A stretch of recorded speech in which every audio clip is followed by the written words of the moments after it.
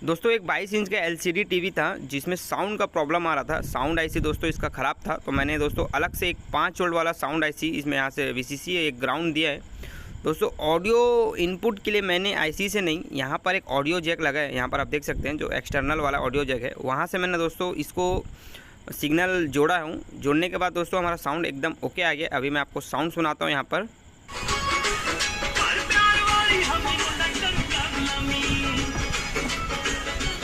दोस्तों audio signal के लिए आप ज़रूरी नहीं है कि साउंड आईसी से ही लें, आप ऑडियो जैक या फिर AV कनेक्टर से भी आप साउंड इनपुट जो आता है वहाँ से आप भी ले सकते हैं। तो दोस्तों थैंक यू फ्रेंड्स, वीडियो को लास्ट तक देखने के लिए थैंक यू।